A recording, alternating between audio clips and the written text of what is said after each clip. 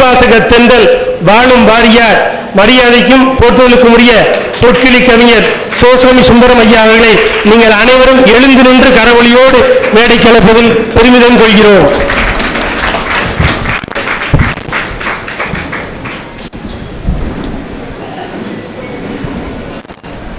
இப்போது நம்முடைய நிகழ்வை தெய்வீகத்தில் நிறைக்க ஆன்மீக செழுமை மிக்க அமைதியும் வழங்க மென்மையான இறைவணக்கம்.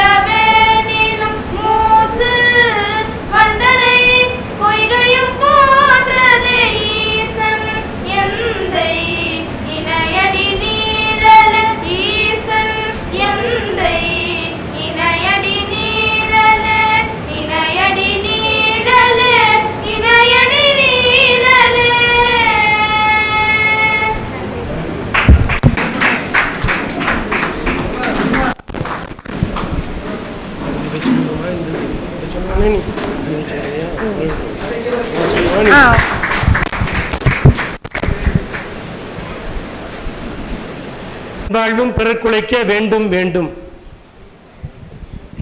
தற்போது நமது நகரத்தார் சங்கத்தின் ஒவ்வொரு நிகழ்ச்சிகளை சிறப்பாக ஒருங்கிணைக்கும் திறமையுடன் குழந்தைகளுக்கு உரை மற்றும் மேடை பயிற்சி அளித்து அவர்களின் திறனை வளர்க்கும் அன்பு மனம் கொண்டவர் அயராது செயல்படும் நம் செயலாளர் பேர்புரையாற்றுவதற்கு. நகரத்தார் பெருமக்கள் அனைவருக்கும் இனிய காலை வணக்கம். நமது நகர விடுதியிலே ஒவ்வொரு மாதமும் 3வது ஞாயிற்றுக்கிழமை அன்று முதியோர் நலன் காக்கும் விழா மிக அருமையாக நடைபெற்று வருகிறது. இந்த விழா எங்களது நிர்வாகத்திற்கு முதல் விழா. அதனை தலைமையேற்று நடத்தி கொண்டிருக்கும் எங்களது தலைவர் திரு PLM முத்தையா செட்டியார் உள்ளிட்ட சக நிர்வாகிகள் அனைவரையும் வருக வருக என இருகரம் கூப்பி வரவேற்கிறேன். அது ஐயாட்ட சொல்லும்போது முருகனை பரவிய முதியவர் இருவர் என்ற தலைப்பு ஐயா தான் கொடுத்தாங்க. அதை சிறப்புரை வழங்க வந்துள்ளவங்க சொல்லோவியர் பொற்கிளி கவிஞர் எல்லாமே போட்டிருக்கிருந்தாலும் இந்த விஷயத்தை பொறுத்த வரைக்கும் ஐயாவை சொல்கிறதுல என்னென்னா 2 பேர் நமக்கு நிகழ்ச்சியின் உபயதாரர்களாக வந்திருக்கிறாங்க. ஐயா கொடுத்தது முருகனை பரவிய முதியவர் இருவர். ஸோ அந்த இருவருங்கிறதுக்கு மட்டும் தகவலை சொல்லணும் அப்படின்னா ஒன்று சுப்பிரமணியன், இன்னொன்று கதிரேசன். ஸோ இது எங்களுக்கு பொருத்தமாக அமைஞ்சிருக்குது. அதான் அந்த ஐயாவையும், அதாவது முதல் நிமிடம் ஐயாவை கேட்டோன்னே ஐயா வர்றாங்களான்னு கேட்டாங்க. பட் ஆனால் என்னதுக்காக கேட்டாங்கங்கிறது ஒருத்தர் கேட்கும்போது சொன்னாங்க ஐயா இப்போ சிங்கப்பூர், மலேசியா இப்படி தான் போயிட்டு இருக்காங்க, மதுரைக்கு வர்றாங்களான்னு கேட்டாங்க. ஸோ எங்களுக்கு கேட்ட முதல் நிகழ்வுன்னு கேட்ட உடனே எங்களுக்கு இசைவு கொடுத்தார்கள். அவர்களையும் வருக வருக என இருகரம் கூப்பி வரவேற்கிறோம். அனைத்து பொதுக்குழு உறுப்பினர்கள், செயற்குழு உறுப்பினர்கள், மேனாள் தலைவர்கள் உள்ளிட்ட நிர்வாகிகள் மற்றும் நிறைய சங்கங்களிலிருந்து வந்திருக்கக்கூடிய அனைத்து நகரத்தார் பெருமக்களையும் இந்த விழாவிற்கு வருக வருக என இருகரம் கூப்பி வரவேற்கிறோம். நன்றி, மகிழ்ச்சி. வாழ்வும் பிறக்குழைக்க வேண்டும். பெரியோர்களை கண்ணியப்படுத்தும் மனப்பான்மை, இளையோர்களை ஊக்கப்படுத்தும் பார்வை, தனது திடமான முடிவு, தெளிவான சிந்தனை, பணிவான பேச்சு, மற்றவர்களின் கருத்தை கவனிக்கும் திறன், இவை அனைத்தும் பொருந்திய நம் தலைவர் திரு PLM முத்தையா அவர்கள் தற்போது தலைமுறையாற்ற வருமாறு அன்போடு கேட்டுக்கொள்கிறோம். எங்களுடைய பருவத்தினுடைய முதல் துவக்கம் இந்த நிகழ்ச்சி ஒரு அருமையான நிகழ்ச்சி. காரணம் என்னென்னா, நம்ம சோசோமி ஐயா இந்த நிகழ்ச்சிக்கு வருகை தருவதற்கு அவர் ஒப்புக்கொண்டது. காரணம் என்னென்னா, இன்னும் ஒரு வருஷத்தில் நான் அன்றைக்கி அவளை பேட்டி ஆகும் போதோட நேராக போய் வரவேற்போம் போது இந்த இன்விடேஷன் கொடுக்கும்போது கேட்டேன், வருஷத்துக்கு ஐயா 365 நாளில் நீங்கள் ஒரு 250 நாள் குறையாமல் நீங்கள் வந்து ஸ்பீச் இருக்கும்ல அப்படின்னு கேட்டேன். அது 250 நாளுக்கு குறையாமல் ஸ்பீச் இருக்கும்னு அவங்க சொன்னாங்க. இந்த தருணத்தில் இன்றைக்கி ஈவினிங் அவளுக்கு வேலை இருக்குது, திருவள்ளுவர் கழகத்தில் தொடர் சொற்பொழிவு இருக்குது. அப்படி இருந்து நமக்கு அவங்க நம்ம நகரத்தார் மேல் உள்ள ஈடுபாட்டினால அவங்க நான் காலையில் இதுக்கு அட்டன் பண்ணிடுறேன் அப்படின்னு சொன்னதுனால இது வந்து ரொம்ப ஒரு சிறப்பான ஒரு நிகழ்வு. இந்த முதியோர் நலங்காக்கும் விழாவுக்கு வந்திருக்கும் உங்கள் அனைவரையும், அதாவது பொதுக்குழு, செயற்குழு, நகரத்தார் சங்கம், அனைத்து நகரத்தார் சங்கங்கள், முன்னாள் தலைவர்கள், முன்னாள் நிர்வாகிகள் மற்றும் மகளிர் சங்க தலைவிகள், மகளிர் சங்க நிர்வாகிகள் மற்றும் வடக்குநாதர் சங்கம், பழமூச்சோலை திருநகர் சங்கம், பழமூச்சோலை சங்கம் அனைத்து நிர்வாகிகளுக்கும் என்னுடைய மனமார்ந்த வணக்கத்தை தெரிவித்துக் கொள்கிறேன். அதற்கு முன்னால் நாங்கள் பதவி ஏற்கும் விழா வந்து அன்றைக்கி நைட்டே முடிச்சுட்டு நான் வந்து காசியில் வந்து எங்கள் சிக்ரா நந்தவனம் ஓப்பனிங்காண்டி நான் செல்ல வேண்டி இருக்கிறதுனால மறுநாள் காலையில் புறப்பட்டு சென்றேன். 10 நாள் நான் வரல. ஆனால் எங்கள் நிர்வாகிகள் என்னோட காலையிலையும் சாயந்தரம் தொடர்பு கொண்டு அடுத்தடுத்த நிகழ்வுகள் என்னங்கிறத நாங்கள் கலந்து அத்தனை நிகழ்வுகளும் நான் இல்லாத போது சிறப்பாக நடத்திட்டாங்க. நான் வந்து இப்போ 10 நாள் ஆச்சு. போன திங்கட்கிழமை வந்தேன். 2:30 மணிக்கு சென்னையிலேருந்து காரில் வந்துட்டேன். 3 மணிக்கு நிர்வாக குழுவை வச்சோம். ராத்திரி 9 மணி வரை நிர்வாக குழு நடத்தி நான் ஏன்னா நான் அந்த சங்கத்துக்கு இப்போ தான் நான் தலைவராக உள்ளே வர்றேன். நான் இதுக்கு முன்னாடி எந்த பதவியிலையும் நான் இருந்ததில்லை. அத்தனையும் A to Z இதில் வந்து எல்லாத்தையும் நான் தெரிஞ்சுக்கிட்டேன். அசஸ் பண்ணி கம்ப்ளீட்டாக எல்லாத்தையுமே நாங்கள் வந்து எதுக்கு நான் ஒரு 5 நிமிஷம் கூட எடுத்துக்கிறேன். நான் சொல்லணும், முதல் நிகழ்ச்சி முதல்ல வந்து எங்கள் ஸ்டாஃப்ஸுகளை கூப்பிட்டு நம்ம நகரத்தார்கள்ட்ட முதல்ல ஹாஸ்பிட்டாலிட்டி எப்படிங்கிறத அவங்களுக்கு டீச் பண்ணோம். அடுத்தது எல்லா டெனன்ட்ஸையும் கூப்பிட்டோம். டெனன்ட்ஸை கூப்பிட்டு வாடகையெல்லாம் கரெக்டாக வருதா, அடுத்தது வந்து எப்போ ரினிவல் எல்லாமே அதையும் கரெக்ட் பண்ணோம். அடுத்து வந்து ஆடிட்டரை போய் சந்தித்தோம். அடுத்தது வந்து திருப்பரங்குன்றம் போய் பார்வையிட்டோம். இப்படி ஒவ்வொன்றையும் நாங்கள் செய்து அத்தனையும் வந்து ஒரு தெளிவான முடிவோடு இருக்கோம். இதை வந்து முன்னாள் நிர்வாகம் வந்து நன்றாக பண்ணியிருக்காங்க. இதை வந்து நாங்கள் அடுத்த கட்டத்துக்கு உயர்வாக கொண்டு வரணுங்கிறத ரிஃபைன் பண்ணி ஒவ்வொன்றையும் பண்ணலாம்னு முடிவில் இருக்கோம். அதுக்கு வந்து உங்களுடைய ஒத்துழைப்புகள் தேவையில்லை. இதை வந்து நல்ல பிரமாதமாக நடத்துவதற்காக நாங்கள் நிர்வாகிகள் மட்டும் இருந்தால் பத்தாது, மொத்தம் ஒரு 7-8 குழு போடலாம்னு நாங்கள் நினச்சிருக்கோம். ஒவ்வொரு குழுவிலையும் யார் யார் இன்ட்ரெஸ்ட் இருக்காங்களோ அவங்கெல்லாம் வந்து அதில் வந்து சேர்ந்துக்கலாம். ஆனால் வந்து பேருக்காண்டி சேர்ந்துக்க கூடாது, வேலை பார்க்கணும். இதை வந்து ஒரு நல்ல ஒரு அருமையான ஒரு சங்கமாக ஒரு முன்னுதாரணமாக கொண்டாடணும்னு எங்களுடைய ஆசை. இப்போ இதுக்கு அடுத்தது வந்து திருப்பரங்குன்றம் சொத்து வந்து இங்கே நம்ம சங்கத்துக்கு இன்னும் சொத்துக்கள் இருக்குது. அன்றைக்கி ஐயாவை சந்திக்கும் போது கேட்டோம். ஐயா என்ன சொன்னாங்கன்னா, திருப்பரங்குன்றத்தில் ஐயா நமக்கு கட்டளைகள் இன்னும் இருக்கா அப்படின்னு கேட்டோம். அதுக்கு சொன்னாங்க இருக்குது. அந்த தெப்பக்குளம் யாருடைய சேர்ந்தோம், நாங்கள் மீன் பிடிக்கிறதுக்கு குத்தகைக்கெல்லாம் எங்கள் பிரிவில் விட்டுருக்கோம். எதுக்காண்டி நான் ஐயாவை கேட்டேன்னா, முதல்ல வந்து இந்த சங்கம் வந்து இந்த கட்டடம் வந்து கட்டி அங்கே பால் காய்ச்சும் போது இந்த சங்கத்தினுடைய செயலாளர் யாருன்னா உங்களுக்கு தெரியுமா? 2 பேர். ஒன்று ஐயா, ஒன்று MCN மாணிக்கண்ணே அவர்கள். அதாவது 1992 இந்த கட்டடம் கட்டப்பட்டது. அப்போ அவங்க தான் செயலாளர் இருந்தாங்க. 17 வருஷம் செயலாளராக இருந்திருக்காங்க. அவங்கள்ட்ட எல்லாம் நிறைய விஷயங்கள் தெரிஞ்சுக்கிட்டோம். அதுபடி இந்த சொத்து மீட்புக்கெல்லாம் வேண்டிய வேலை அதுக்கு ஒரு குழு ஒன்று போடுறோம். அதே போல் வந்து எனக்கு என்ன மகிழ்ச்சின்னா, நான் வந்த பிறகு ஒரு கல்யாணம் 3 நாளைக்கு முன்னாடி இங்கே ஒரு பொண்ணு மாப்பிள்ளை பார்த்து திருமணம் வந்து முடிஞ்சிருக்கு. எங்கள் நிர்வாகிகள் 5 பேரில் 2 பேருக்கு பர்த்டே வந்துருச்சு. 4 நாளைக்கு முன்னாடி எங்கள் செக்ரட்டரி ஆதப்பனுக்கு பர்த்டே. அது எந்த நிகழ்வு இல்லைன்னா, மகளிர் வந்து முற்றோதல் நடத்தும் போது அன்றைக்கி தான் வந்தது. நாங்கள் ஈவினிங் கொண்டாடலாம்னு நினச்சோம்.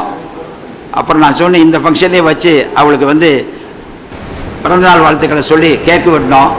நேற்று வந்து பொருளாளர் நம்ம சோழியப்பன் அவர்களுக்கு பர்த்டே, அவளுக்கும் கேக்கு வெட்டி கொண்டாடினோம். நான் சொல்லிட்டேன், நம்ம ஸ்டாஃபாக இருந்தாலும் சரி, நம்ம நிர்வாகிகளாக இருந்தாலும் சரி, எல்லாருக்கும் கேக்கு வெட்டணும்.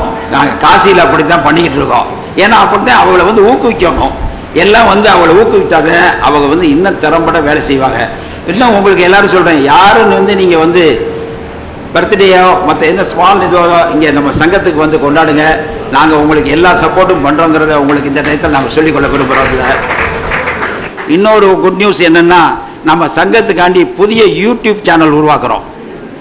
இனிமேல் நம்ம சங்கத்தில் எந்த நிகழ்வும் நம்ம யூடியூப் சேனல் மூலமாக தான் நீங்கள் பார்க்கலாம், வேறு எதுலையும் பார்க்க முடியாது. இந்த யூடியூப் சேனல் இன்றைக்கி ஐயா திருக்கரங்களால் இது வந்து இன்றைக்கி ஓப்பன் பண்ணப்படும், லான்ச் பண்ணப்படும். இந்த சங்கத்துக்கு வந்து நம்ம சங்கம் வளர்ச்சி அடைஞ்சிக்கிட்டே இருக்கணுங்கன்னா அதுக்கு வந்து எல்லாமே ஆக்கப்பூர்வமாக போகணும். ஜிஎஸ்டியை வந்து நம்ம கொண்டு வந்துடணும். அதுக்கு நாங்கள் வேண்டிய முயற்சிகள் எடுத்துக்கிட்டு இருக்கோம். ஆன்லைன் புக்கிங் கொண்டாடணும், ரூம் புக்கிங்கு எல்லாமே இல்லாமல். திருப்பரங்குன்றத்தில் மண்டபத்தில் ஆன்லைன் புக்கிங் இல்லாமல் இருக்குது, எல்லாமே ஆன்லைன் புக்கிங் கொண்டாந்துருவோம். அதோடையுமே திருப்பரங்குன்றத்தில் நமக்கு இன்னும் ஒரு 12,000 சதுரடி காலி இடம் இருக்குது. அந்த காலி இடத்தை நம்ம உபயோகப்படுத்தணும். அது அருமையான இடமா இருக்குது. நாங்கள் நிர்வாகிகள் போய் எல்லாம் பார்வையிட்டோம். அதெல்லாம் வந்து அந்த தெப்பக்குளத்தை ஒட்டி, அந்த தெப்பக்குளமும் நம்மளை சேர்ந்தது தான். ஏதோ ஒரு காலகட்டத்தில் அது நம்மளை விட்டு போயிடுச்சு. அதுக்குன்னு ஒரு மீட்பு குழு போட்டு நிச்சயம் அதை மீட்டு எடுத்துருவோம், அதை கட்டளையும் வாங்கிடுவோம். அதே போல் வந்து இந்த நேரத்தில் நான் அதை சொல்கிறேன்னு நினைக்கிறேன், சிவமடத்துக்கு அந்த ஒரு இடமும் இன்னும் கொஞ்சம் பக்கத்தில் இடமும் சேர்த்து வாங்கலாம்னு அபிப்பிராயப்பட்டிருக்கோம். மாலையில் போனால் இரவு நேரத்தில் வந்து நம்ம வந்து அங்கே கொண்டு போக முடியலைங்கிற ஒரு குறை இருந்தது. அந்த குறையை தீர்க்கறதுக்கு வேண்டிய முயற்சிகள் எடுத்துக்கிட்டு இருக்கோம். அதையும் நாங்கள் சரி பண்ணிடுவோம். எல்லா ஆக்கப்பூர்வமான வேலைகளும் நாங்கள் பண்ணுறோம். இந்த ஃபங்க்ஷன் வந்து எங்கள் நிர்வாகிகள்லாம் சொன்னாங்க, பதவி ஏற்புன்னு ஒன்று வைப்போமே அப்படின்னாங்க. நான் சொன்னேன், இல்லை அன்னைக்கே நம்ம எல்லாமே வாங்கிட்டோம், பதவி ஏற்பு வேண்டாம். சோசோமி ஐயா பேசுகிறது இந்த நிகழ்வுக்கு வந்தது, இன்றைக்கி நம்ம எல்லாரும் வந்து இதில் பங்கேற்பது இதுவே ஒரு பதவி ஏற்புன்னு நான் அவர்கிட்ட சொல்லிட்டேன். அது ரொம்ப சந்தோஷம். இந்த நிகழ்வுக்கு ஸ்பான்சர் யாரான்னா KN சுப்பிரமணியன் அவர்கள் கீழப்பூங்குடி. அவங்க என்னென்னா அவங்க சொந்த வீட்டு விசேஷம் மாதிரி ஒவ்வொருத்தவங்களுக்கும் ஃபோன் பண்ணி வாங்க வாங்கன்னு சொல்லி அவ்வளோ தூரம் இன்முகத்தோடு அவங்க வரவேற்ற பார்த்தா எனக்கே ஒரு புல்லரிக்குது. அவர் அருமையான மனிதர். அடுத்த திரு ஏ கதிரேசன் பூலாங்குறிச்சி, அவங்கள வந்து அவங்க வந்து கொடுத்ததே எனக்கு தெரியாது. அப்புறம் இவங்க சொன்னாங்க, ஏன்னா அவங்க வந்து பெரிய ஸ்பான்சருக்கு தான் நான் அவங்கள்ட்ட போயிருக்கேன். உடனே இது சொன்னால் அவங்க வந்து கொடுத்துட்டாங்களா, அவங்களுக்கு என்னுடைய பாராட்டுகள். எங்கள் நிர்வாகியை பற்றி ஒரு நிமிஷம் சொல்லணும்னா, அத்தனை பேரும் என்னுடைய வந்து நாங்கள் தனித்தனியாக தான் நின்று போட்டிட்டோம். ஆனால் வந்து கடவுள் மீனாட்சி வந்து எங்களை வந்து அவ்வளோ நிர்வாகிகளும் உடன்பரவா சகோதரர்களாக எங்களை கொண்டாந்து விட்டுட்டாங்க. அத்தனை பேரும் நான் சொல்கிறது கட்டுப்பட்டு அருமையாக வேலை செய்கிறாங்க. எனக்கு வந்து இன்னும் எவ்வளவுதான் பாராட்டினாலும் மிகையாகுது அவங்கள. அதுக்கடுத்து இந்த முதியோர் விழா, இந்த முதியோரை பற்றி நான் ஒரு சில வார்த்தைகள் சொல்லணும். முதியோர்கள் வந்து ஐயா வந்து எல்லாம் சொல்லிடுவாங்க. அதுக்கு முன்னாடி ஒரு 2 நிமிஷம் நான் முதியோருக்கு வந்து, ஏன்னா எனக்கு முதியோர்களை பற்றி எனக்கு வந்து ரொம்ப அனுபவம் இருக்குது. நான் முதியோர் இல்லம் கூட வடக்கு நகர சங்கத்துக்காண்டி கட்டிக்கிட்டு இருக்கேன். 80% வேலைகள் முடிந்து விட்டது, இன்னும் 20% இருக்குது. முதியோர்களை வந்து பராமரிப்பது நம்ம கடமை இல்லை. நிறைய பேர் நம்ம கடமைன்னு நினைக்கிறாங்க. அது ஒரு பெரிய ஆசீர்வாதம். பெரியவங்களை வந்து நம்ம பராமரிக்கிறது ஒரு பெரிய ஆசீர்வாதம், கடமை அல்ல. சட்டத்திலே, கவர்மெண்ட் சட்டத்திலே சொல்லியிருக்காங்க, முதியோர்களை நம்ம வந்து பிள்ளைகள் பாதுகாக்க வேண்டும்னு சட்டமே இருக்குது. அடுத்தது, இன்று நான் அவர்களை கவனிச்சுக்கிட்டா நாளைக்கு பிற்காலத்தில் நம்ம பிள்ளைகள் நம்மளை கவனிச்சுக்கோம். இது என்னுடைய செய்திகள் அல்ல. அதாவது என்னுடைய வாழ்க்கையிலே நான் அவங்களுக்கு சொல்ல விரும்புகிறேன். என்னுடைய வாழ்க்கையை பற்றி கண்ணன் அவர்களுக்கு நன்றாக தெரியும். நான் என்னுடைய பெற்றோர் வந்து என்னோட நான் வந்து அவளுக்கு 84 வயசு 2 பேருக்குமே. அவங்களுக்கு கடைசியில் அவள் இருந்தது 24 வயசு வரை என்னோடனே கூடவே இருந்தாங்க. என்னுடைய மனைவியும் அதே மாதிரி. அவளை நாங்கள் அப்படி பார்த்துக்கினதுனால வந்து பெரிய வந்து நமக்கு வந்து முதியோர்களை பார்த்துக்கிறதுனால அவங்கெல்லாம் ஒரு அனுபவ களஞ்சியம், வழிகாட்டி. நமக்கு அவளுக்கு ஒற்றுமைக்கு அவங்க தான் எடுத்துக்காட்டு. அந்த அவங்க ஆசீர்வாதமே நம்ம ஒரு வீட்டுக்கு செல்வம். இதெல்லாம் வந்து முதியோரை பற்றி நான் சொல்ல வேண்டியது. ஐயா வந்து இன்னும் விவரமாக ஆன்மீக வழியில் முதியோர்களை பற்றி அவர் வந்து எல்லாமே சொல்லுவாங்க. அப்புறம் ஒரு முக்கியமான இன்னொரு செய்தி, நாங்கள் ஒரு புதிய ப்ராஜெக்ட் ஒன்று எடுத்திருக்கோம். அதை வந்து ஐயாட்ட நாங்கள் கேட்கும் போது ஐயா சொன்னாங்க, நெகட்டிவ் வேர்டாக வேண்டாம், அதுக்கு ஒரு பாசிட்டிவ் வேர்டு கொடுப்போம் அப்படின்னு சொன்னாங்க. நல்ல அருமையானது. நாங்கள் திருமண வாழ்வி சமரசம், இன்னும் வந்து இந்த டைவர்ஸ் ஆகுதில்ல, அது இப்போ சொல்லக்கூடாது, ஐயா அதுக்கு மாற்றி கொடுத்துட்டாங்க வார்த்தைகள். அப்படின்னா தான் எல்லாருக்கும் தெரியட்டுங்கிறக்காண்டி சொல்கிறேன். அவங்களுக்கெல்லாம் இங்கே ஒரு கவுன்சிலிங் வைக்க போகிறோம். செட்டிநாட்டில் எந்த இடத்துல எங்கே இருந்தாலும் பிரச்சனைகள் இருந்தால் மாதத்தில் 1 நாள் அண்ட் 2 நாள் இதற்கு வந்து ஒரு 10 பேர் சொல்கிற ஒரு குழு அமைச்சிருக்கோம். அதில் யாருன்னா டாக்டர், லேடி டாக்டர், ஜென்ஸு அவங்கள ஒரு டாக்டர், வக்கீல், நல்ல ஒரு திறமையான பேச்சாற்றல் மிக்கவர்கள், நல்ல எண்ணம் உள்ளவர்கள், அவங்கள ஒரு 10 பேர் இந்த குழுவில் அவங்கள்ட்ட கன்கரன்ஸ் கேட்டு போட்டிருக்கோம். வெளியூர்லேருந்தெல்லாம் வர்றோம்னு இருக்காங்க. எந்த பிரச்சனையாக இருந்தாலும் சொல்லுங்கள், நம்ம இங்கேயே சமாதானம் பண்ணி அவளை ஒன்று சேர்த்து வைப்போம். இது நம்மளுடைய முதலாய கடமை. இந்த சங்கத்து இந்த ப்ராஜெக்டை நாங்கள் எடுத்திருக்கோம். இது அதுக்கு ஐயா கொடுத்த என்ன வார்த்தை இது அறியினா, நெஞ்சம் ஒன்றி நிலைத்த திருமணம்னு அது கொடுத்துருக்கா. இது நிச்சயம் நடைபெறும். இங்கே வர்ற அத்தனை பேருக்கும் பிரிவுங்கிறது இருக்கக்கூடாது, நம்ம ஒன்று சேர்த்து வைப்போம். அதை இந்த நல்ல செய்தியை சொல்லுவோம். இது ஐயா இதையும் பற்றி கொஞ்சம் விளக்கம் சொல்ல முடியும் கேட்டுக்கிறேன். இந்த அரிய வாய்ப்பை கொடுத்தமைக்கு எங்களுடைய நிர்வாகத்தினருக்கும் உங்கள் எல்லாருக்கும் நன்றி பாராட்டி நான் அடுத்த நிகழ்வுக்கு செல்வோம் என்று கூறி விடைபெறுகிறேன். நன்றி. அழகாக எடுத்துரைத்த அண்ணன் அவர்களுக்கு நன்றி. சோதனைகளை சந்தித்தவனுக்கு சாதனை சொந்தம், கனவு கண்டவனுக்கு நிஜங்கள் சொந்தம், விடாமுயற்சி செய்தவனுக்கு வெற்றி சொந்தம், தூய சிந்தனை செய்தவனுக்கு நிதானம் சொந்தம், உயர நினைப்பவனுக்கு வாழ்க்கை சொந்தம், லட்சியம் உள்ளவனுக்கு நேர்மை சொந்தம், பூமியை தொட்டவனுக்கு விளைச்சல் சொந்தம் என்று சொந்தங்களோடு பேசி மகிழ்வோம். முதியோர் நலன் காப்போம். நல்லதெல்லாம் என்னை நாடி பெருகிட நல்லருள் செய்வாய். நல்லதெல்லாம் என்னை நாடி பெருகிட நல்லருள் செய்வாய். தீயதெல்லாம் உடன் தீது கருகிட திருவருள் புரிவாய். தீயதெல்லாம் உடன் தீது கருகிட திருவருள் புரிவாய். உனையன்றி வேறில்லை தெய்வம் கந்தையா என்று சிறந்த முருக பக்தராக திகழும் ஐயா அவர்கள் இலக்கிய நூல்களுக்கு உரை எழுதி முடித்தவர். பேராசிரியராக பணியாற்றினார்.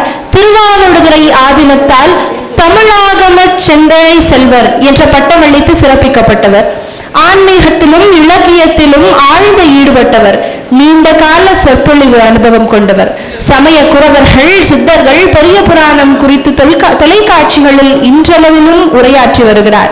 ஆன்மீக எழுத்தாளராகவும் சொற்பொழிவாளராகவும் அறியப்படுகிற இவர் சொல்லோவியர், பொற்கிள்ளை பேராசிரியர் திரு சோமி சுந்தரமையா அவர்களை சிறப்புரையாற்ற வருமாறு அன்போடு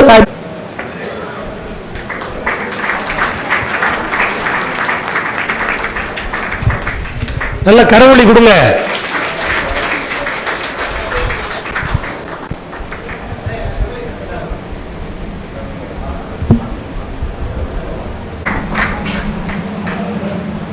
சிற்றம்பலம்.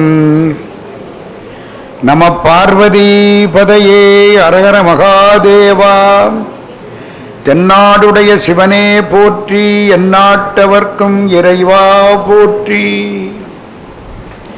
சரணமென்றடியில் வீழ்ந்து தாழ்ந்தெழும் அமரர்க்காக புறமிசை முறுவல் பூத்த புண்ணிய கடலில் தோன்றி திறமுறு சிலம்பை மேவும் சிதம்பர கணேசன் தாளை கரமலர் குவித்து வாழ்த்தி கடையனேன் உய்ந்தவாறே. வரம் கொண்ட உமை முலைப்பால் மணங்கொண்ட செவ்வாயும் பரங்கொண்ட களிமயிலும் 12 கண்மலரும் சிறங்கொண்ட மறையிறைஞ்சும் சேவடியும் செந்தூரன் கரம் கொண்ட வேலும் எந்தன் கண்ணை விட்டு நீங்காவே.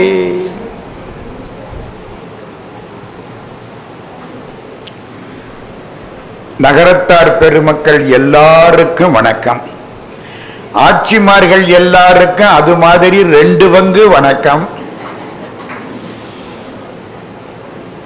தமிழ்நாட்டில் 4 ஊர்கள் மிக பிரசித்தி பெற்றவை. 4 கோயில்களுக்கு ரொம்ப மரியாதை உண்டு. ஒரு கோயில்ல அம்மாவுக்குத்தான் முதலிடம், அப்பா பின்னாலதான் இருப்பார். அது என்னன்னு உங்களுக்கே தெரியும். அப்படி எதிர்த்தாப்புல போய் பார்த்தா அந்த கோயில் தெரியும். மதுரை மீனாட்சி கோயில்ல மீனாட்சிக்குத்தான் எல்லாம், சொக்கலிங்க பெருமான் பின்னாலதான் நிக்கணும். சரி, இன்னொரு கோயில்ல சிவபெருமான் தான் எல்லாம், அம்பாள் பின்னாலதான் நிற்பான், ரொம்ப பணிவா. அது எந்த கோயில்? சிதம்பரம். நடராஜா ஆட்டம் பூரா அவர் தான். அவர் தேர்ல தான் வருவார், வேற எந்த வாகனமும் நடராஜாவுக்கு கிடையாது. நம்ம கார்ல போற மாதிரி நடராஜா வந்தா தேர்ல தான் வருவார். அது 2. 3வது ஒரு கோயில், எல்லா பெருமையும் குழந்தைக்குத்தான். அப்பாவும் அம்மாவும் பேசாம இருப்பாங்க. குழந்தைக்கு ஆயிரக்கணக்கான மதிப்பு நகைகள் போட்டு 400 கோடி அந்த நகைக்கு மதிப்பு. யோசிச்சு பாருங்க, சிக்கரா நந்தவனத்தின் மதிப்பு 400 கோடியா அந்த நகைக்கு மதிப்பு. 400 கோடி ரூபாய்க்கு நகை போட்டு அந்த குழந்தை வரும். அப்பாவும் அம்மாவும் பார்த்து மகிழ்ச்சி அடைவார்கள். அது எந்த ஊரு? வைத்தீஸ்வரன் கோயில். முத்துக்குமாரசாமி, அவருக்கு பேர் தெரியுமா? என்ன இப்பத்தானே நீங்க சொன்னீங்க? இல்ல, செல்வ முத்துக்குமாரசாமி. ஞாபகம் வச்சுங்க, அவருக்கு என்ன பேரு? செல்வ முத்துக்குமாரசாமி. கார்த்திகைக்கு கார்த்திகை நகை போட்டு அவ்வளவு அற்புதமா இருப்பார். அம்பாளும் சுவாமியும் அவரை பார்த்துக்கிட்டு இருப்பாங்க. இது 3வது கோயில். 4வது கோயில், அடியார்களுக்குத்தான் மரியாதை, ஆண்டவனுக்கு எந்த விழாவும் கிடையாது, ஒன்னும் கிடையாது, எல்லாம் ஒரு சிவனடியாருக்கு. திருப்பெருந்துறை ஆவுடையார் கோயில். தேர் யாருக்கு? மாணிக்கவாசகருக்கு. திருவிழா யாருக்கு? மாணிக்கவாசகருக்கு. 10 நாள் உற்சவம் யாருக்கு? மாணிக்கவாசகருக்கு. நிலமெல்லாம் யாரு பேர்ல? மாணிக்கவாசகர் பேர்ல. சிவபெருமானுக்கு சிவலிங்கம் கூட கிடையாது. போய் பார்த்திருக்கீங்களா ஆவுடையார் கோயில்? சிவலிங்கம் கூட கிடையாது, வெறும் ஆவுடை மட்டும்தான். ஒரு குவளைய வச்சு அதுக்கு அபிஷேகம் பண்ணுவாங்க. ஆவுடை மட்டும் இருக்கிறதுனால அதுக்கு என்ன பேரு? ஆவுடையார் கோயில். எல்லா மரியாதையும் மாணிக்கவாசக பெருமானுக்கு. எதுக்கு இதை சொன்னேன் தெரியுமா? இந்த 4ல இந்த 3வது ஒண்ணு சொன்னேன்ல, அது என்ன? செல்வ முத்துக்குமாரசாமி. இந்த நாட்டுக்கோட்டை செட்டியார்களுக்கு இந்த செல்வ முத்துக்குமாரசாமிட்ட அவ்வளவு ஈடுபாடு. கிளச்சிவல்பட்டியிலிருந்து வண்டி கட்டி போவாங்க, பார்த்திருக்கீங்களா? ராத்திரி பூரா நடக்கிறாங்க. இன்னைக்கும் எத்தனை பேரு, எத்தனை வண்டி? முத்தையா முத்தையா. ஓ, இப்ப புரியுதே எதுக்காக அங்க போனோம்னு. புரியுதா புரியலையா? முத்துக்குமாரசாமிக்கு ஒரு ஆசை, நகரத்தார் சங்கத்தையும் காசி சத்திரத்தையும் காப்பாற்றணும்னு. அதனால முத்தையாவை வந்து நம்ம பக்கத்துல உட்கார்ந்துட்டா. சந்தோஷம், வாழ்த்துக்கள்.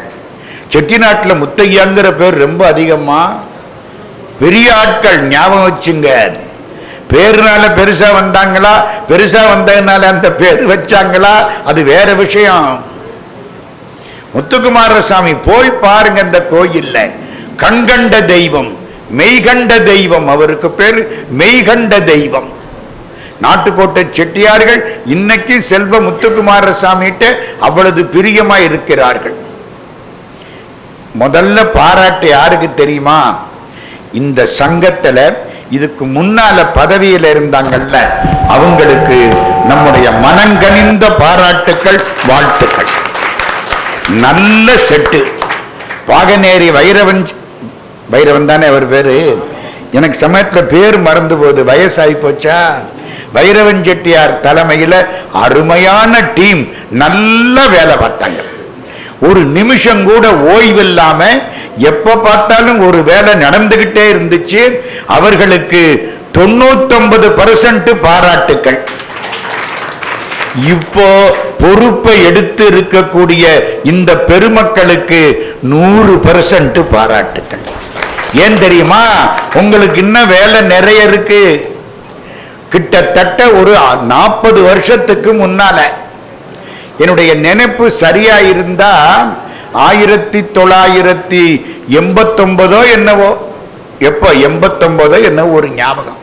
இது பழைய கட்டடம். அப்போ இங்க ஒரு மீட்டிங் போடுவோம். பின்னால போய் எதையாவது மரத்தை தொட்டா கை உள்ளுக்க போயிடும், மரம் பொழு பொழுன்னு இருக்கும். எல்லாரும் என்ன சொன்னாங்க, தேக்கு மரம் நல்லா இருக்குன்னாங்க. ஒருத்தன் போய் அதை தொட்டானா கை உள்ளுக்க போயிடுச்சு, அது பூரா போச்சு. எந்த காலத்துல கட்டினதோ என்னவோ 150 வருஷத்துக்கு மேல ஆச்சு. அப்புறம்தான் பயம் வந்தது, எப்படியாவது இந்த கட்டடத்தை கட்டணும். லேனானாவண்ணா நாராயணன் செட்டியார் அப்போ தலைவர். எப்படியாவது இந்த கட்டடத்தை கட்டணும். இங்க ஒரு கூட்டம், பாகனேரியை சேர்ந்த ஒரு செட்டியார் தைரியமா எந்திரிச்சார். ஏன்னா யாரும் ஒன்னும் சொல்லல, அப்படி அப்படி ஆமா ஆமான்னுகிட்டே இருந்தாங்க. கம்பீரமா எந்திரிச்சார் அவரு. இந்த பெரிய விலாசங்கள் எல்லாம் பேசாம இருந்தாங்க. அவர் எந்திரிச்சார். 1,11,111 ரூபாய் நான் நன்கொடை கொடுக்கிறேன். அப்போ இப்ப இல்ல, இப்ப 1 லட்சம் ஒண்ணுமில்லாம போச்சு. சாரி, இப்ப 1 கோடி ஒண்ணுமில்லாம போச்சு. அப்போ 1,11,111 ரூபாய் கொடுக்கிறேன். அவ்வளவுதான் சூடு பிடிச்சிருச்சு. லேனா நான் 1,10,000 என்னவோ, அவங்க அதுக்கு அடுத்து அதை விட கூட சொல்லப்படாது, மரியாதை இல்லை அப்படின்னு ஏதோ அதுக்கு அடுத்து எல்லாரும் ஏற்பாடு பண்ணி பெரும்பாடு பட்டு இந்த கட்டடத்தை கட்டி 92 என்னவோ முடிச்சு 93ல திறப்பு விழாங்க.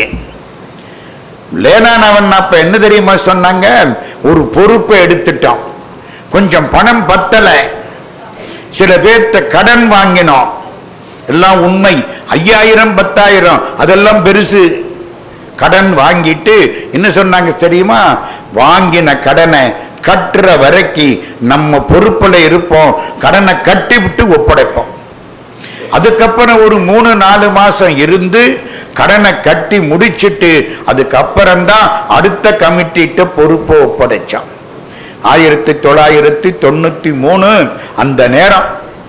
இப்ப எல்லாம் ஞாபகத்துக்கு வருது. மலரும் நினைவுகள். தெப்பக்குளம், அங்கே ஒரு நல்ல கட்டடம் கருமுத்து தியாகராஜ செட்டியாருடைய பொறுப்புல இருந்துச்சு. அவங்க தான் இந்த சங்கத்தை ஆரம்பிச்சது. 1956 சங்கத்தை ஆரம்பிச்சது, ரெஜிஸ்டர் பண்ணது எல்லாம் கருமுத்து தியாகராஜ செட்டியார், தேவகோட்டை ஏவிகே தியாகராஜன், சுபா அண்ணாமலை இவங்க இருந்து அதெல்லாம் பண்ணினாங்க. இன்னும் ஒரு 2-3 பேர், நம்ம செல்லப்பன் நம்ம அரிமளம் இந்த 2-3 பேர் எனக்கு ஞாபகம் இல்லை, இருந்து இந்த இதை ஒழுங்கு பண்ணி இந்த சங்கத்தை மதுரையில கொண்டு வந்தாங்க. அதுக்கப்புறமா அந்த தெப்பக்குளத்து இடத்த இங்க உள்ளவங்க கவனிக்கல. அது என்ன ஆயிடுச்சு, எவனோ ஒரு கட்சி சார்புள்ள வண்ணான், அவனுக்கு கட்சி சப்போர்ட் ரொம்ப, அவன் ஆக்குப்பை பண்ணிவிட்டான். யாரும் கண்டுக்கல, அவன் போக மாட்டேங்கிறான். அவனை தொட்டா அரசாங்கம், நான் கட்சியெல்லாம் சொல்லக்கூடாது, கட்சிக்காரங்க வருவாங்க போல இருக்கு. என்னடா பண்றது ஒன்னும் புரியல. கடைசி ஒரு டிஎஸ்பி, அவர் நம்ம விஎன்சிடி சிதம்பரம் செட்டியாருக்கு வேண்டியவர், சிதம்பரம் செட்டியாரை கூட்டிக்கிட்டு அவரை போய் பார்த்து அதுக்கப்புறமா அவர் என்ன சொன்னார் தெரியுமா, நான் எப்படியாவது அந்த இடத்தை காலி பண்ணி கொடுத்துட்றேன், ஆனா நீங்க எங்களுக்கு அதை வாடகைக்கு விடணும், போலீஸுக்கு. இங்க எல்லாரும் சொன்னாங்க போலீஸுக்கு விட்டா வராது. மற்றவங்க சொன்னாங்க விடலைன்னா இப்பவே வராது. என்ன பண்றது, சரி ஏதோ ஒரு வாடகை போட்டு அன்னைக்கு அதை எடுத்து போலீஸ்காரங்கள்ட்ட விட்டு கடைசி வரைக்கும் வரல. இப்பத்தான் பெரும்பாடு பட்டு அது ஒரு வழியா தீர்த்திருக்கு. எத்தனை செய்திகள். திருப்பரங்குன்றத்தில் அந்த ஊரணி நகரத்தார் ஊரணின்னு அதுக்கு பேரு. அங்க மீன் குத்தகை நாங்க இருந்த பொழுது அக்ரிமெண்ட் போட்டு ஒருத்தன்ட்ட பணம் வாங்கி இருக்கோம், மீன் குத்தகை அப்போ. அதுக்கப்புறம் அது சுத்தி இருந்த இடத்துல எல்லாம் நகரத்தாருக்கு சொந்தம். ஏன் தெரியுமா, அந்த கம்மாயிலிருந்து ஒரு பாதை வந்து தண்ணி வரும், ஒரு கால்வாய் வழியா தண்ணி ஊரணிக்கு வரும். அந்த கால்வாய் வர்ற இடமெல்லாம் நகரத்தார்களுக்கு சொந்தம். அப்படியே அதை விட்டு கவனிக்காம விட்டு அது ஊரை கண்ட ஆளுக வந்து உட்கார்ந்து கடைசி திருப்பரங்குன்ற அந்த ஊரணி நல்ல வேளை அந்த கட்டடம் மிஞ்சினிச்சு. மற்ற எந்த காலத்திலேயே விட்டுட்டாங்க. அந்த கட்டடத்தில் ஒரு கூட்டம் போட்டோம். அந்த கூட்டத்துக்கு தலைமை தாங்கினது அப்போ அறநிலையத்துறை அமைச்சர் ஆர்.எம். வீரப்பன். அவரை பெண்ணு தெரியுமா சொன்னார், இந்த கட்டடத்தை நான் மறக்கவே மாட்டேன். ஏன் தெரியுமா, எனக்கு கல்யாணமானது இங்கதான். அறிஞர் அண்ணா தலைமையில நகரத்தார் சங்கத்து கட்டடத்துல தான் எனக்கு கல்யாணம் ஆனிச்சு. அதுக்கப்புறம் இதை விட்டுறப்படாது, யாரும் அதுக்கு போறதில்லை. இதுக்காக ஆவணி கார்த்திகைன்னு ஒண்ணு கிளப்பி விட்டோம். ஆவணி கார்த்திகையில இங்க இருந்து கிளம்பி அங்க போ, அன்னைக்காவது போய் அந்த கட்டடத்தை எல்லாரும் பார்க்கட்டும். அதுக்கப்புறம் அது போக ஆரம்பிச்சு அது ஒரு 30 வருஷம் இருக்கும். ஆவணி கார்த்திகை நிச்சயமா 30 வருஷத்துக்கு மேல, 33. அதெல்லாம் மலரும் நினைவுகள். நாங்கெல்லாம் 93, 94 ஒட்டி விலகணும். அதுக்கப்புறம் இந்த கட்டடம் இன்னைக்கு நல்லா இருக்கு. அதுல போன பீரியட்ல உள்ளவங்க மிக சிறப்பாக பணியாற்றினார்கள். அதனால இந்த பீரியட்ல முத்தையா அண்ணன் அவர்களுக்கு பொறுப்பு ரொம்ப கூடி விட்டது.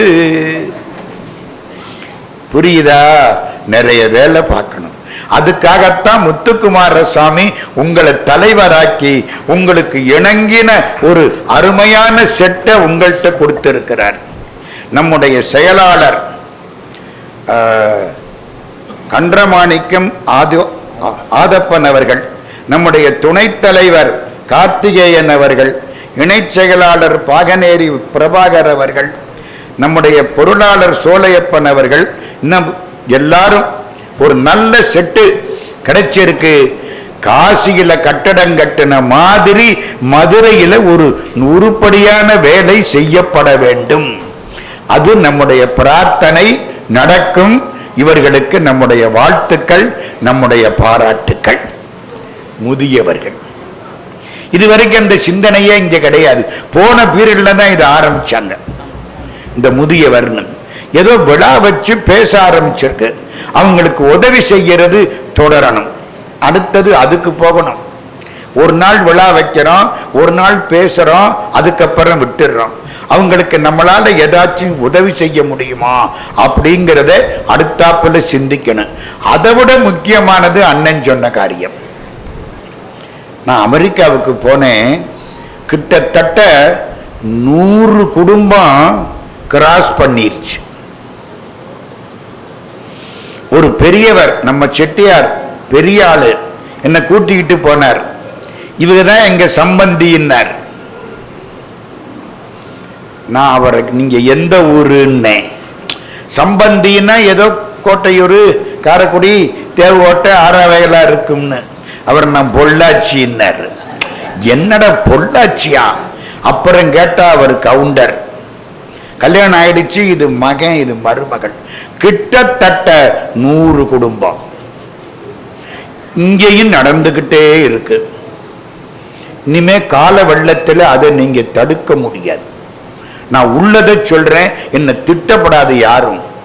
நம்ம பிள்ளைகள் எல்லாம் படிக்க ஆரம்பிச்சிருச்சு. பொம்பளை பிள்ளைங்க படிச்சு நல்ல மார்க் வாங்கி நல்ல வேலை பார்க்குது. நீங்க கண்ட வயலை கொண்ட கல்யாணம் பண்ணி வச்சு அது ஒத்துக்காது. அதனால நமக்கு பிரச்சனை தான். அதனால என்ன செய்யணும், நீ அதுல கொஞ்சம் பார்க்கணும். அதை விட முக்கியம், கல்யாணத்துக்கு ஒத்துக்கிட்டு கல்யாணம் பண்ணிட்டு அதுக்கப்புறமா டைவர்ஸ் பண்றோம் பாருங்க, இது அதை விட அநியாயம். ஒரு டைவர்ஸ் பண்றது போது ஒருத்தர் மத்தியஸ்தம் பண்ணி டைவர்ஸ் பண்ணி விட்டாரு. அவர் என்கிட்ட வந்து சொன்னாரு, நான் இன்னைக்கு ஒரு பாவம் பண்ணி இருக்கேன்னாரு. யாருன்னு ஆள் பேரை சொல்லவா?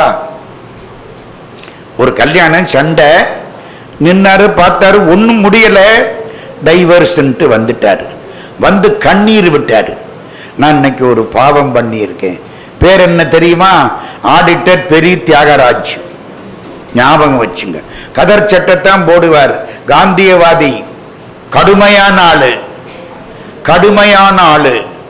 எந்த உறவு? குளிவரை. கேட்டுங்க, நான் இன்னைக்கு ஒரு பாவம் பண்ணி இருக்கேன். நம்ம இன்னைக்கு ஏகப்பட்ட பாவம் பண்ணிட்டு இருக்கிறோம்.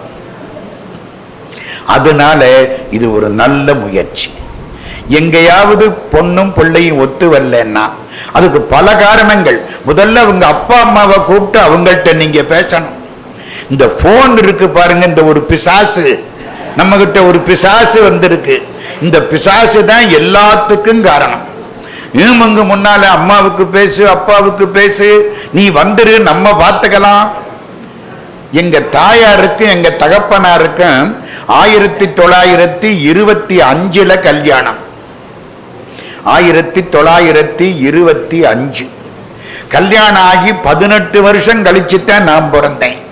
ஞாபகம் வச்சுங்க, தவங்கடந்து பிறந்த பிள்ளைகள். அவங்க கல்யாணம் ஆச்சு. எங்க அப்பா கொஞ்சம் கடுமையான கோபக்காரர், சுத்தமா இருப்பாங்க, கோபம் கடுமையா வரும். எங்க தாயார கல்யாணம் ஆன 3-4 வருஷத்துல கொடையினால அடிச்சு பல்ல உடைச்சு விட்டாங்க. புரியுதா? கொடையினால அடிச்சு பல்ல உடைச்சு விட்டாங்க. வெளியே சொல்லப்படாது மூச்சு. எங்க தாயார் சொல்லவே இல்லை. என்னங்க, சொல்லவே இல்லை. ரொம்ப நாளைக்கு அப்புறம் இந்த பல்லு உடைஞ்சது. எப்ப நாங்கெல்லாம் பெரியவங்களாக விட்டு சொல்றாங்க. அங்க போய் அவங்க அப்பத்தாட்ட சொன்னா, எங்க தாயாருக்கு அப்பத்தா அந்தாச்சுன்னு சொல்லு, அடி போடி, உங்க ஐயா இதை விட அடிச்சிருக்காரு, நாங்க நல்லா தான் இருக்கோம். அந்த காலத்துல அப்பத்தா ஐயா அப்படி கொடுத்தாங்க. இந்த காலத்துல வாடி நம்ம ஒரு கை பார்த்துக்கலாம். நம்ம எங்க கெட்டு போனோம்னு தெரியல. விட்டு கொடுத்து வாழ்வதுதான் வாழ்க்கை. எல்லாம் எழுதி வச்சுங்க. கல்யாணம், பையன் ஒரு இடத்துல ஒரு மாதிரி வளர்றான், பொண்ணு ஒரு இடத்துல ஒரு மாதிரி வளருது. ரெண்டும் ஒத்து போகணும்னா 100க்கு 100 விட்டு கொடுத்து வாழணும். கரெக்டாலாம் இருக்காது. பெரியவங்க பார்த்து சொல்லி கொஞ்சம் பக்குவப்படுத்தினா பரவாயில்ல. ரெண்டும் தனியா வேற இருக்கா, இந்த போன் பண்ணுதா, போன்ல கண்ட குப்பையெல்லாம் போகுதா, அவ்வளவுதான். 10 இந்த டிவி வேற, அதுல கண்டதை பார்க்குதுங்க. சரிதான், பார்த்துக்குவோம். மன்னிச்சுக்கணும், நம்ம வக்கீல்கள் ஒரு காரணம். ஆமா, அவங்களுக்கு பொழப்பு நடக்கும் இல்ல, எல்லாம் சேர்ந்து நம்ம பிள்ளைகள் இப்படி மாட்டிக்கிறாப்புல ஆயிப்போச்சு. நான் தான் சொல்றேனே, வக்கீல்கள்னு மொத்தமா சொல்லிவிட்டேன். அதனால ஒன்னும் சொல்ல முடியலை. அதனால அந்த முயற்சி நல்ல முயற்சி, அது வெற்றி அடையட்டும். நமக்கு இதெல்லாம் போதும். இந்த தெரியும், எனக்கு தெரியும், சந்தோஷம். ஆமா, அதனால ஒரு வக்கீல் சேர்த்து வைக்கிறதுக்கு வந்திருக்கார். அந்த வக்கீலுக்கு நம்முடைய வாழ்த்துக்கள், பாராட்டுக்கள். எவ்வளவு முடியுமோ சேர்த்து வைங்க. மேக்சிமம் நமக்காச்சு அதுக்காச்சு பார்த்துக்குவோம், போதும். இன்னைக்கு எனக்கு ஒரு தலைப்பு. என்ன தலைப்பு? 2 பேரை நினைக்க போறோம். முருகனை பத்தி கொஞ்சம் நினைக்க போறோம். அதுக்காகத்தான் இந்த பேச்சையை நான் ஒத்துக்கிட்டேன். என்ன, கார்த்திகை மாசம் வரப்போகுது. நாளைக்கு கார்த்திகை 1. நாட்டுக்கோட்டை செட்டியார்கள் சைவமா வைஷ்ணவமா? இல்ல இல்ல, காரக்குடி சா கணேசன் கம்பனடி பொடி, அவர்கிட்ட இதே கேள்வியை நான் கேட்டேன். நமக்கு ரொம்ப வேண்டியவர், புண்ணியவான். நாட்டுக்கோட்டை செட்டியார்கள் வைஷ்ணவமா சைவமா? அழகா சொன்னார், 2ம் தான். என்னையா அப்படி சொல்றீங்க? சிவமதம் தானே போடுறீங்க, அப்ப சைவம் தானே? இல்லை. புரட்டாசி மாதம் மாமிசம் சாப்பிடாதவங்கள் எல்லாம் வைஷ்ணவம். கார்த்திகை மாசம் மாமிசம் சாப்பிடாம இருக்கவங்க எல்லாம் சைவம். இருக்கிறாங்களா இல்லையா? சில பேர் கார்த்திகை மாசக்காரர், மாமிசம் சாப்பிட மாட்டாங்க. நாங்கள்லாம் புரட்டாசி மாதம். எங்க தாயார் புரட்டாசி மாதம் சனிக்கிழமை என்னைக்கு தாதனுக்கு சோறு வடிச்சு போடுவாங்க. ஒரு 4, இப்போ அதெல்லாம் ஒன்றும் கிடைக்காது. ஒரு 4 பேர் 5 பேர் வந்து வீட்டில் சாப்பிட்டு போனா வீட்டுக்கு அவ்வளவு புண்ணியம். கார்த்திகை மாசம் திங்கக்கிழமை ஆண்டிக்கு வடிக்கிறது, இதெல்லாம் அந்த காலத்துல இருந்துச்சு. புரியுதா? இன்னொன்னு சொல்றேன், நம்ம நகர கோயில்கள் 9ல் ஒரு கோயில்ல பெருமாளுக்குன்னு தனி வகுப்பு இருக்கு, தெரியுமா?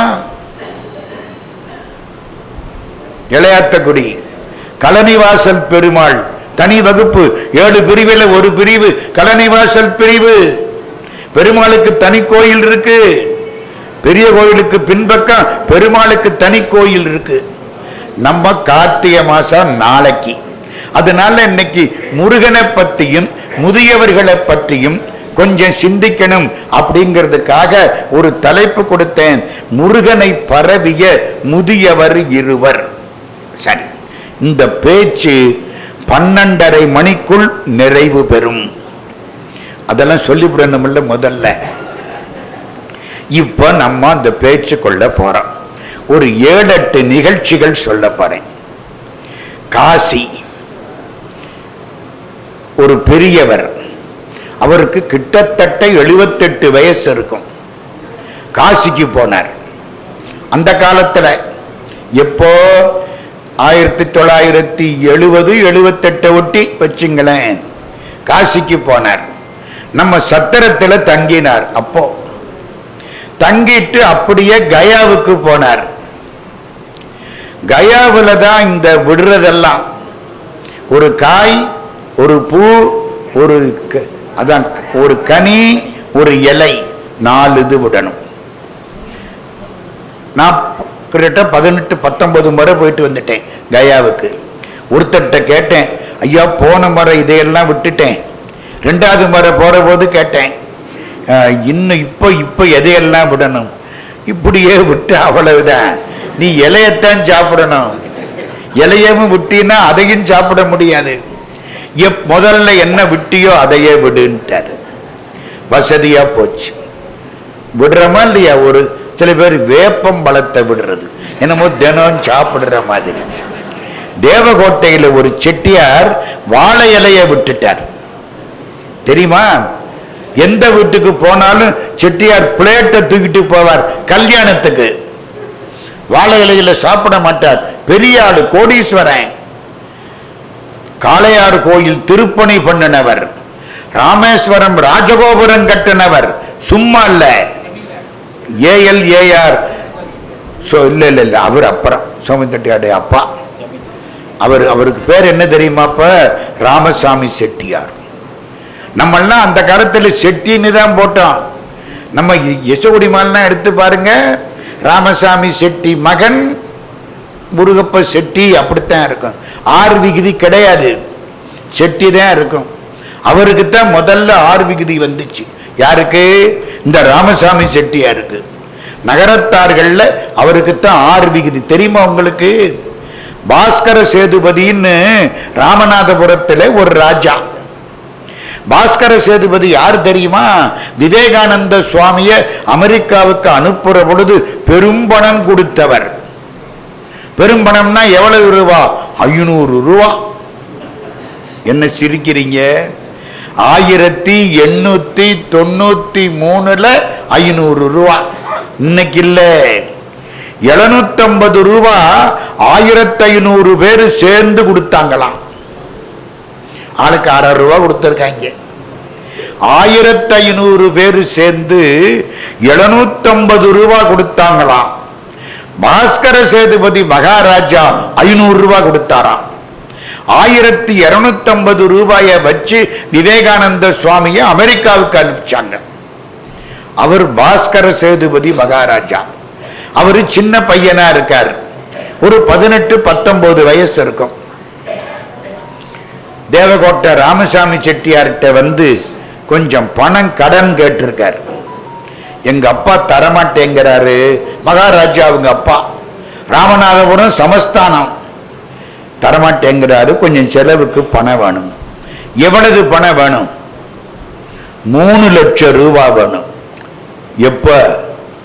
1890 ஒட்டி 3 லட்சம் ரூபா. இப்படி 3 கட்டடம் கட்டிவிடலாம். அப்ப 3 லட்சம் ரூபா வேணும்.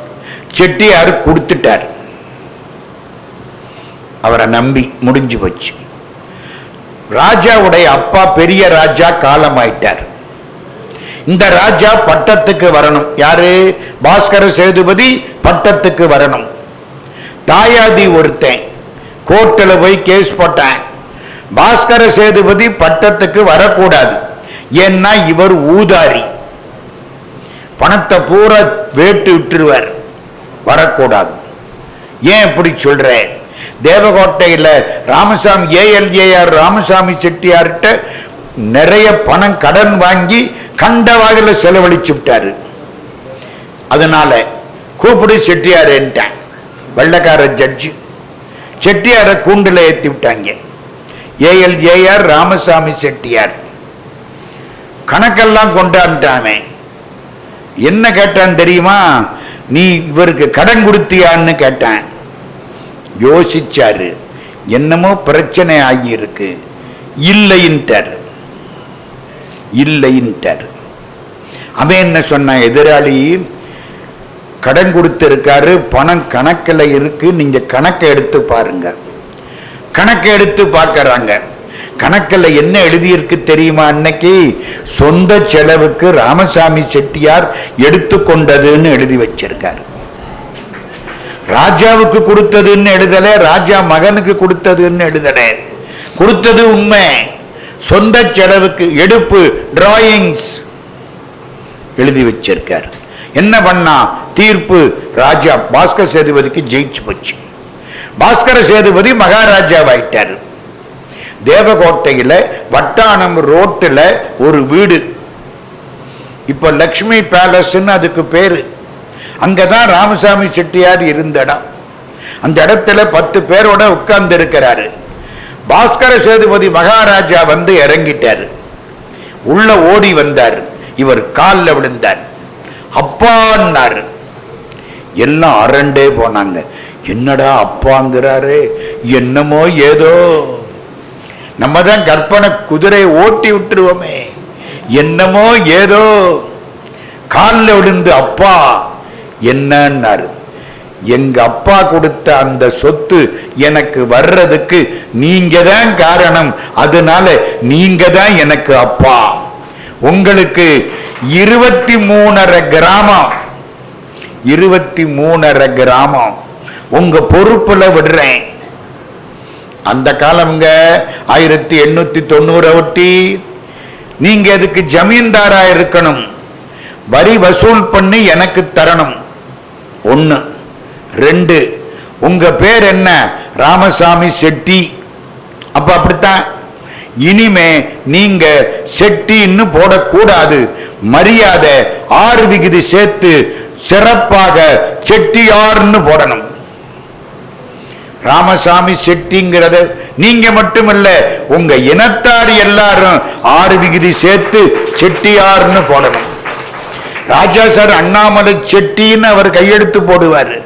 அவர் மகன் ராஜா சார் முத்தையா செட்டியார்னு போடுவார். ஆமா, அந்த காலம் அப்படி, அடுத்த காலம் இப்படி. இதெல்லாம் எதுக்கு சொல்ல வந்தேன்? பாஸ்கர சேதுபதிக்காக சொல்ல வந்தேன். இருங்க, முக்கியமான விஷயத்துக்காக சொல்லிட்டு இருக்கிறேன். பாஸ்கர சேதுபதி மகாராஜா இப்படி பண்ணனார்ல. இந்த பாஸ்கர சேதுபதி மகாராஜா காலத்துல ஒரு பெரியவர் சுவாமி விவேகானந்தர். விவேகானந்தரை அமெரிக்காவுக்கு அனுப்பிச்சு வச்சது எல்லாம் இவர் தான். விவேகானந்தர் அமெரிக்காவிலிருந்து திரும்புறார் 1897. திரும்புற போது பாஸ்கர சேதுபதி விவேகானந்தருக்கு தகவல் கொடுக்கிறார். நீங்க எங்க வர போறீங்க? நான் கல்கத்தாவுக்கு வரல, நேர ராமேஸ்வரம் தனுஷ்கோடிக்கு வரப்போறேன். இலங்கையிலிருந்து வர்றாரு. இப்போ அமெரிக்கா, இலங்கை, இங்க வர்றாரு. உடனே ராஜா என்ன சொல்றாரு?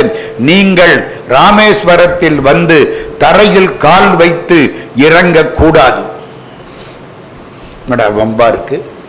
அப்போ என் தலையில் கால் வைத்து இறங்க வேண்டும். அமெரிக்காவில் போய் இந்து மதத்தின் பெருமையை நிலைநாட்டி விட்டு வந்திருக்கிறீர்கள். இந்தியன்னா யாரு, ஹிந்துன்னா யாரு? பாம்பை கும்பிடுவான், பள்ளிய கும்பிடுவான், மரத்தை கும்பிடுவான், மட்டைய கும்பிடுவான் அப்படின்னு சொல்லிக்கிட்டு இருந்த அமெரிக்க மக்கள் விவேகானந்த சாமி போன உடனே என்ன சொன்னாங்க தெரியுமா? நாம் தவறு செய்து விட்டோம். நம்முடைய கிறிஸ்தவ பெருமக்களை இந்தியாவுக்கு அனுப்பி நாம் தவறு செய்து விட்டோம். இந்தியாவிலிருந்து இந்த மாதிரி சன்னியாசிகளை வர சொல்லி இருந்தால் அமெரிக்கா முன்னேறி இருக்கும் அப்படின்னு சொல்ல வச்சது இந்த சுவாமி, இந்த விவேகானந்தர். அதனால அவர் வர்ற பொழுது அவருடைய திருவடி என் தலையில படணும் சொன்னது பாஸ்கர சேதுபதி மகாராஜா. விவேகானந்தர் பதில் போடுறார், முடியாது, முடியாது. நீங்க சேதுபதி, ராமர் இங்க அணை கட்டுற பொழுது சேது அணைக்கு காவலாக சேதுபதின்னு பேர் வச்சு உங்களை உட்கார வச்சாராம். பரம்பரை அப்படி. அதனால நான் உங்கள் தலையில் கால் வைக்க மாட்டேன். அப்ப கையிலையாவது கால் வைங்க. சரி, போட்டில் இருந்து கீழே இறங்கி இவர் கைய நீட்ட கையில கால் வச்சு இறங்கினார் சுவாமி விவேகானந்தர். இதெல்லாம் யார் பெருமைக்கு சொன்னேன்? பாஸ்கர சேதுபதி. இந்த விவேகானந்தர் என்ன பண்றாரு? கல்கத்தாவில் வாழ்ந்தவர். 1902 அந்த காலத்தில் கல்கத்தாவில் நம்ம செட்டியார்கள் கடையெல்லாம் வச்சிருந்தாங்க. நான் சொல்லக்கூடிய ஒருத்தர் அப்பவே ஆரம்பிச்சேன், ஒரு பெரியவர் காசியில நம்ம சத்திரத்துக்கு போனார்னு. அவர் அந்த காலத்தில் இந்த சூழ்நிலையில காசிக்கு போனார், கயாவுக்கு போனார். கயாவில் போனா விட்டுறணும், ஞாபகம் வருதா? சொன்னா எதை விடுறது? இந்த பெரியவர் யோசிக்கிறார். ஜமீன்தார் ஏஎல்ஏஆர் ராமசாமி செட்டியார் வாழை இலையை விட்டுட்டார். அப்படிப்பட்ட அந்த செட்டியார், யாரால நமக்கெல்லாம் 6 விகுதி கிடைச்சதோ அந்த செட்டியார் காசிக்கு போன பொழுது வாழை இலையை விட்டுட்டார். கையில பிளேட்டு தூக்கிட்டு போய் சாப்பிடுவாராம். இருக்கட்டும், நான் இன்னொருத்தர் அதுக்கப்புறம் சொன்னேன். இன்னொரு பெரியவர் காசிக்கு போனார், நம்ம சத்திரத்தில் சாப்பிட்டார். சத்திரத்துக்கு அந்த காலத்தில் அன்ன சத்திரம்னு பேரு. சாப்பிட்டு அதை நம்ம நோட்ல எழுதியிருக்கார். இல்லாட்டி எங்களுக்கு எப்படி தெரியும்? நோட்ல எழுதியிருக்கார். எழுதிட்டு கயாவுக்கு போனார். கயாவுக்கு போனா இந்த 4 விடணும்ல, எண்ணத்தை விடுறது. அந்த பெரியவர் எண்ணத்தை விட்டார் தெரியுமா? இனிமேல் புத்தகத்தின் மூலம் வரக்கூடிய வருமானங்களை தவிர, நல்லா கேட்கணும், அதெல்லாம் போட்டோ, அது என்ன போட்டோவா, யூடியூபா? இந்த கொஞ்சம் பொறுங்க, நல்லா இருப்பிய, சிந்தனை மாறும், வேண்டாம், அது அவசரப்படாம வைங்க. அவர் என்னத்தை விட்டார் தெரியுமா? நல்லா கேட்கணும் தயவு செய்து. என் தலைப்புக்குள்ள இப்பத்தான் போறேன், அந்த பெரியவரைத்தான் இன்னைக்கு பேச போறேன். நீங்க என்னத்தை விட போறீங்க? அந்த பண்டா கேட்கிற இவர் என்ன சொன்னா தெரியுமா? இந்த இலை காய் அது எல்லாரும் விடுறாங்க. இனிமேல் எனக்கு பிரசங்கத்தின் மூலம் வரக்கூடிய பணம் அனைத்தையும் திருப்பணிக்குத்தான் செலவழிப்பேனே தவிர நான் எடுத்துக்கொள்ள மாட்டேன். அதை விட்டுட்டேன். எப்படிங்க? நிறைய பணம் அவருக்கு வந்துச்சு. அவர் முதலியார், செட்டியார் இல்லை, முதலியார். நான் காசிக்கு போனேன், செட்டியார் சத்திரத்தில் சாப்பிட்டேன், பூஜையில் கலந்துக்கிட்டேன், ரொம்ப மகிழ்ச்சியா இருந்துச்சு. கயாவுக்கு போனேன், மனசு ரொம்ப தோணுச்சு, இவ்வளவு தூரத்தில் இந்த நகரத்தார்கள் இப்படி கட்டி வச்சு பண்ணியிருக்காங்களே, நம்மளும் என்னமாவது செய்யணும்னு தோணுச்சு. என் வருமானத்தை இனிமே திருப்பணிக்குத்தான் செலவழிக்கிறது அப்படின்னு இந்த செட்டியார்களை பார்த்து கண்டுபிடிச்சேன்னார். யார் அவர்? யார் சொன்னா? அடிங்கப்பா, அம்மா தாயே, 100க்கு 100 மார்க். கிருபானந்த வாரியார். ஞாபகம் வச்சுங்க. நாட்டுக்கோட்டை செட்டியார்களோடு அவ்வளவு பழகினவர். தெரியுமா உங்களுக்கு? மலேசியாவுக்கு போறார், சிங்கப்பூருக்கு போறார், நகரத்தார் ஏற்பாடு, நிறைய பணம். எதுக்கு? திருப்பணிக்கு. அவருக்கு இல்ல ஒரு பைசா. சாகுற போது பணமெல்லாம் ஒன்றும் கிடையாது அவருக்கு, எல்லாம் திருப்பணிக்கு. பல திருப்பணிகள். மலேசியாவிலிருந்து பணம் ஊருக்கு அனுப்பிச்சிட்டாரு. இவர் பிளைட்டில் ஏற போறாரு, இன்கம் டாக்ஸ் ஆபீசர் பிடிச்சுக்கிட்டாரு. இவ்வளவு பணம் இங்க இருந்து டிராஃப்ட் எடுத்து அனுப்பிச்சிருக்கீங்க, எப்படி வந்துச்சு? இங்கே பேசினதுக்கு பணம் கொடுத்தாங்க. கற்று இன்கம் டேக்ஸ், கையில் காசு இல்லை. தேவகோட்டை செட்டியார் அவர் பணம் கொடுத்து இன்கம் டேக்ஸை கட்டிட்டு வாரியாரை இங்கே அனுப்பிச்சார். அப்போ வாரியார் சொன்னார், இனிமே வருஷா வருஷம் ஐப்பசி மாதம் கந்தர் சஷ்டி 6 நாள் எங்க ஊர்ல தான் இருப்பேன், நாள் தேவகோட்டையில வந்து பேசிடுறேன்னார். 25 வருஷம் பேசினார். முதல் நாள் தேவகோட்டை தீபாவளி அன்னைக்கே, சஷ்டி ஆரம்பிச்சா அவங்க ஊருக்கு போயிடுவார். இப்போ நான் 2 பேரை சொல்றேன்னு ஆரம்பிச்சேன். இந்த 2 பேர்ல ஒருத்தர் கிருபானந்த வாரியார். நிறைய செய்திகள் அதுக்காகத்தான் முன்னாலே சொல்லிட்டேன். 12:30 மணிக்கு இந்த பேச்சு நிறுத்தப்படும். ஒரு 5 செய்திகள். நீங்க வாரியாரை பார்த்திருக்கீங்கல்ல, இங்க வந்து எவ்வளவு பேசி இருக்காரு இந்த நம்ம ஆடி வீதியில. இப்ப நான் அவரை பத்தி 5 செய்தி. கார்த்திகை மாசம் முருகனுடைய அடியார், அவரை வணங்கி நகரத்தார்களுக்கு ரொம்ப வேண்டியவர், பிரியமானவர். கோயம்புத்தூருக்கு போனா ஆனார்னா லேனா வீட்டில் நடேசன் செட்டியார்னு அங்க போய் தங்குவார். எந்த ஊருக்கு போனாலும் கரெக்டா நகரத்தார் வீடு பார்த்து தங்கி இருக்கக்கூடியவர். அவரை பத்தி வயசானவர். அவர் எப்போ பிறந்தார் தெரியுமா? 1906. மறைஞ்சது 1993. எத்தனை வருஷம்? 87 வருஷம். 1906, 1993, 87 ஆண்டுகள் வாழ்ந்தவர். கடைசி எப்படி தெரியுமா நடந்தது? அவர் இங்கிருந்து லண்டனுக்கு போனார், சொற்பொழிவு.